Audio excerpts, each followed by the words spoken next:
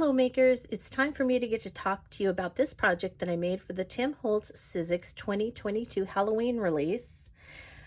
This fun Cats on a Moonlit Roof project uses a little bit of mica stain, some of my favorite Crypt grit paste, now in this wonderful larger jar, Otis, the mischievous cats, the Halloween bold text, and some of that new black two-tone wood grain paper from Tim Holtz and Ranger. So I recorded myself as I worked through this, and I'm gonna let you go ahead and watch me struggle through as I work with it, and then at the end we'll come back and we'll just talk about some of the details in this piece and give you a few close-ups before we close out. So let's get started. In planning for this piece, I really wanted to highlight the fun, mischievous set of cat dies that are part of this Halloween 2022 release by Tim Holtz and Sizzix. And I thought, you know what, they might pair well with Otis, the moon. And then I thought I would maybe throw in a word or so from the Halloween bold text. So to put them all together, I decided I wanted to use one of the square vignettes, and this is the largest square vignette, so I'm going to use this. And as I got to thinking about how I was going to use these dies together, I did what I usually do, and I just started cutting things out. So I cut out all of the cats, and they each come with a head so that you can make a dimensional, the face of the cat is dimensional. You can do that or just leave them flat. So I'm going to use them both ways. But as I was kind of looking, I was thinking, well, what kind of scene could I make? Then that's when actually Otis came in. And so I'm going to place Otis here. And my plan is to paint this so that it looks like a sky. And then I'm going to place Otis so that he is away from the back. I'd like to put some tiny lights behind him so that the light shines out from behind him. And then I want to add a cat on there. So let's look at the cats. Which one is it? This one, the sleeping kitty. And so I'm going to actually put the kitty on the moon. So that's going to cover up his expression. And so I most likely won't, I haven't attached this down, so I probably won't leave the tongue in. I will just put the kitty on there, sleeping. I think that's cute. And then it comes with bats. And I thought, oh, you know what? I'm going to cut out a few of these bats because Otis also comes with a string and stars. And I thought it might be fun if I hung a bunch of bats from strings of different lengths kind of out here. And then if I used this kitty, who's kind of reaching down for something, and if I attached him here, reaching down, or her, that this kitty could be reaching for the bats and trying to get the bats. So I thought that would be kind of a fun way to showcase that cat. And then, so here's the bat. Kitty's trying to get a couple of bats that are hanging. And then I thought I might put, I don't know, I can put any, cats in here. So this one, I could put one that's sitting and not even paying attention to anyone. I thought it might be fun to have maybe this cat just kind of relaxing down here.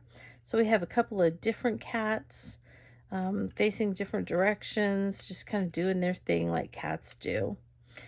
And just kind of have a fun cat scene there. Now, in thinking about that and kind of going over that, that also brings me to the fact that I have to do something with the outside of the vignette box. And so that's usually where you have to start before you build the inside. And in order to do that, I'm going to remove those, and that's where my other die cuts came in. So I'm reverting to or using a technique that I generally use on vignettes when I'm designing for Sizzix, because I really find that this is a fun, easy way to use the dies and kind of add to the theme of whatever project you're working on.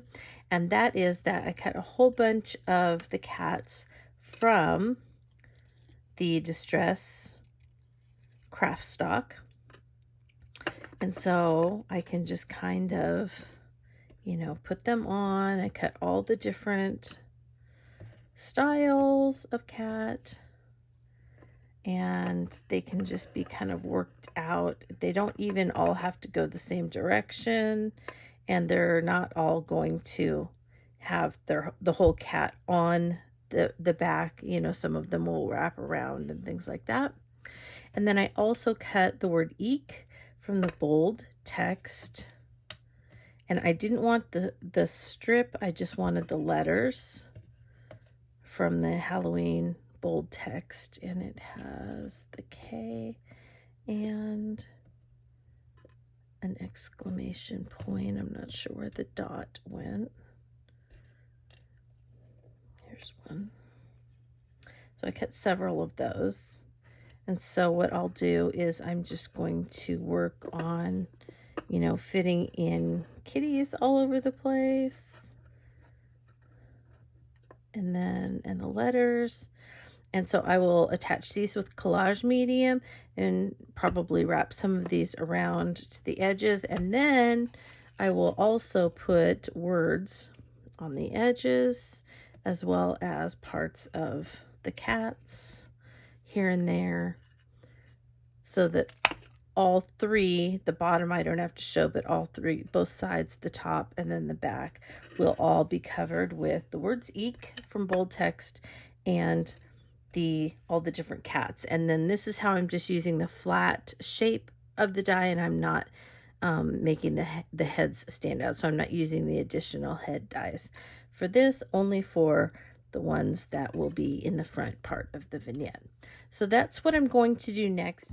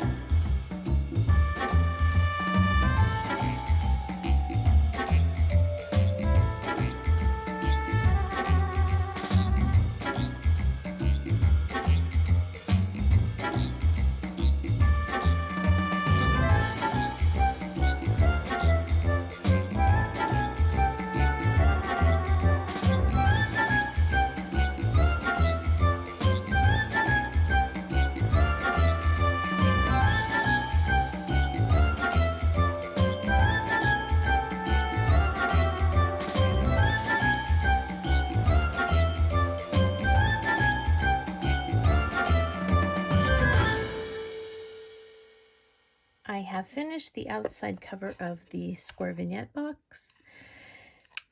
I used the cat silhouettes like I was talking about. Some of them wrap around, some of them are cut off on the edges. I did not cover the bottom, but I did cover all three sides, the top, both sides, and then the back. I put the letters for the word eek from the bold text dies, the Halloween bold text. And then there were some spots where I really couldn't find anything, any cat or that would fit in those areas. And since on the inside I'm going to be using the Otis die set, it does have a bat in it, and so I used the smaller bat die and just cut some out of craft stock, popped them in here and there, sometimes just a wing peeking in or part of a bat, or folding a bat over to fill in a space. And I just tried to fill in as much of it as I could without anything overlapping. And so now I just want to let it dry a tiny bit, and I am going to paint it. Now, I painted this with the pumice stone distress paint that I have. If you don't have any and didn't stock up like I did, because it's like my favorite, one of my favorite colors for stone, I would use probably some, try maybe frayed burlap and old paper, or try some hickory smoke and frayed burlap, or hickory smoke and old paper, and see how that looks. It should be fine. So I painted the whole thing on the outside. I have not painted the inside yet. And now I'm going to add a layer of, I don't know how this is going to look. I'm just going to go for it. So I'm going to add a layer of forest moss and then wipe that off and see if it'll go down into the crevices. I have the whole thing covered with a layer of the forest moss distress paint. If you don't have forest moss, you could try peeled paint or crushed olive, or a mixture of peeled paint and crushed olive might work. So now I have it on here and I've let it dry just a little bit, and I'm going to take a damp Inky Binky and I'm going to wipe it off of the raised areas and just see if it will kind of stay in the depressed areas, or at least around the shapes, and kind of give it an old mossy stone look. Right, I have one layer of pumice stone, and I gave you some options if you don't have that color. I have one layer of forest moss, and I gave you some options if you don't have that color. But I really like the way it looks so far. I'm going to add probably a little bit of ground espresso and black soot crayon to this. But first, I want to add some Crypt Grit Paste, and I am so excited that Tim and Ranger came out with this in the larger jar this year, because this was by far one of my favorite things from last year. And it looks a little bit gray, but when it dries, I don't know if you remember, but it kind of turns that greenish color. So I'm going to see how green it turns again this year. This may be a little too green, but we'll see. I just wanted to add a little bit of texture, and again, make this kind of feel a little bit more like stone work, instead of, you know, the wood grain showing through. So I thought it would be fun to just add a little bit more of this to the outside before I get started on coloring the inside. So let's see what that looks like. This is the finished product, and I realized as I was watching back the tutorial that I made that I never did show you the finished product of the outside. And so I thought I would take a second and just kind of show you how that ended up, where I started off with the pumice stone paint, let it dry, and then I went over it with that forest moss paint so that there was green kind of in the recesses there. And then I went through and added a little bit of the Crypt paste all throughout, just to kind of give it a gritty kind of stone relief look. And so that's how the outside treatment finished. So that you can, if you want, sit this on a counter, or sit this somewhere where people are going to be able to see the back and or the sides, and it's still going to be something interesting and something with art that they can look at when they aren't able to see the front of the project. And so that's why I like to cover my vignette boxes, so that anybody who has to see the back will be able to see that. However, that does mean that you have to put the light at the bottom, and so you can see it when it is sitting up, but I think it's better than if it's sticking on the back of the project. I'd rather see just a little bit of the light at the bottom than this project. And it was difficult to cover it up because I had used the mini foundations. So you just, you know, you could maybe paint it if you wanted, and that way it wouldn't show up as much if you painted it the same color as the back. So that's an option as well. I painted the inside of the box with black soot, a little bit of stormy sky, and some faded jeans. And then I rubbed a little bit of scattered straw in the center here where I am going to be putting Otis so that it looks kind of like he is shining. And then I wanted some stars, so I painted Otis, the top layer of Otis, which you can kind of see here how it's a little bit shiny. Don't know if that's showing up.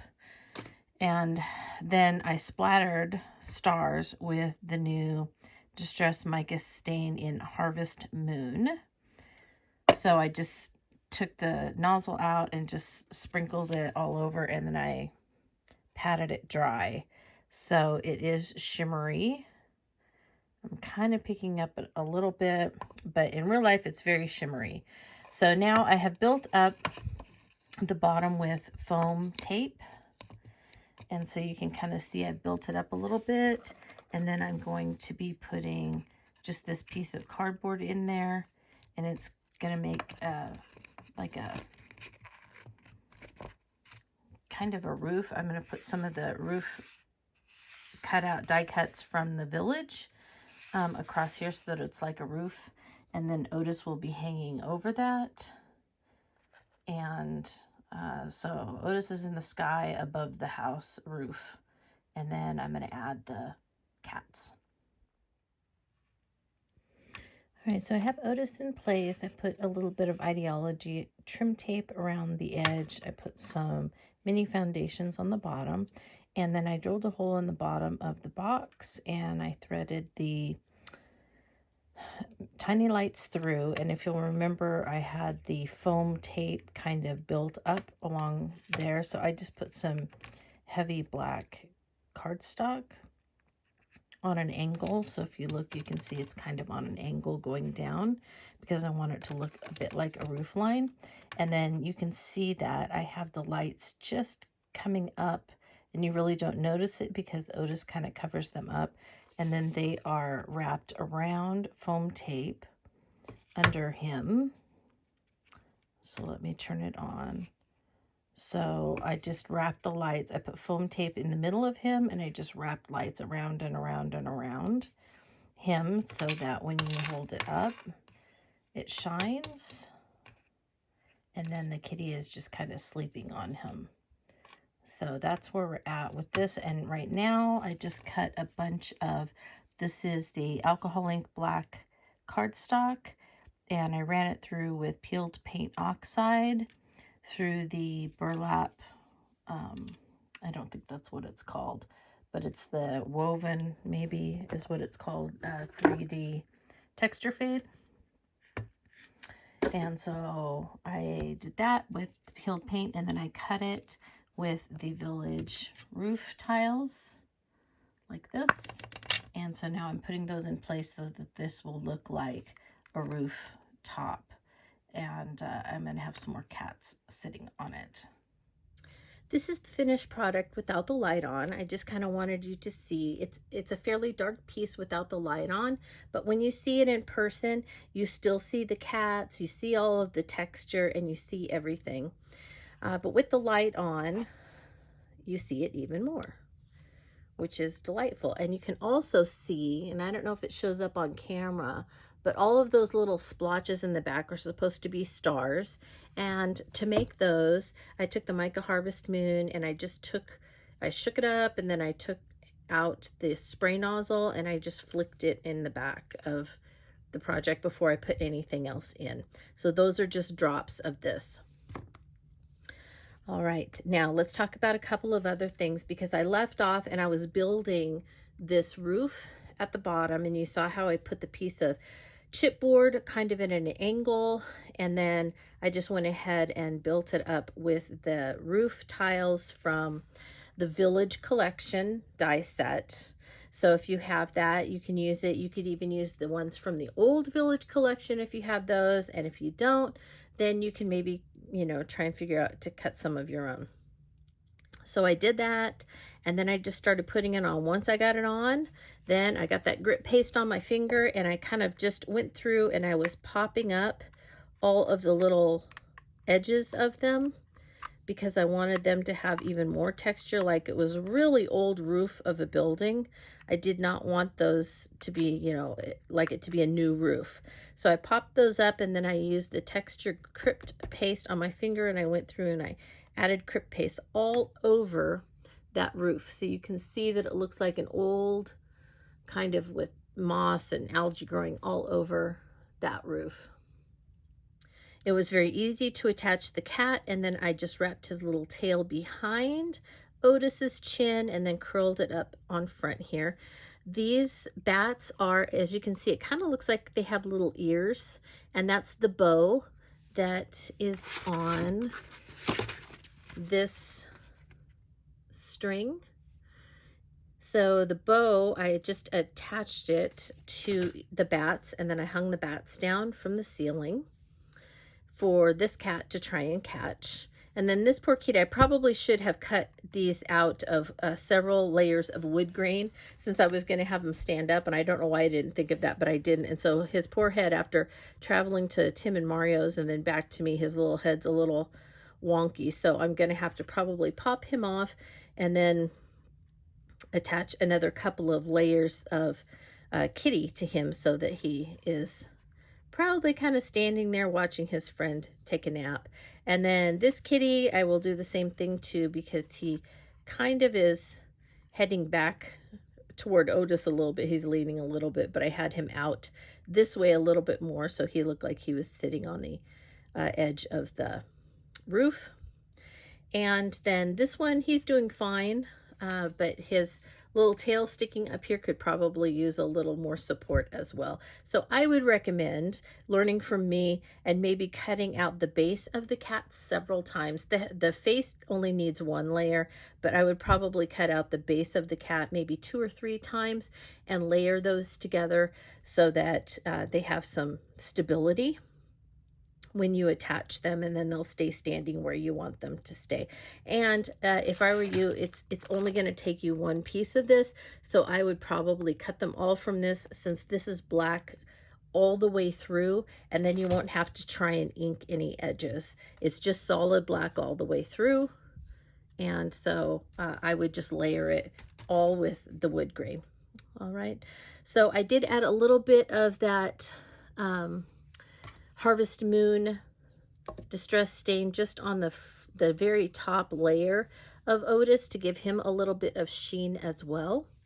And that's really it. I covered up the edges with a little bit of the black design tape trim from the release, the Ideology release this last spring of 2022. And then again, these are mini foundations that you can get as part of the Ideology line. And this was one of the large square vignette boxes. Well, my friends, I hope that this covered any questions you may have about how to make Otis and the Cats on a Moonlit Roof project. If you have any other questions or want anything clarified from me, please contact me through my blog at playswellwithpaper.blogspot.com, and I'll be glad to try and answer or clarify anything that you need.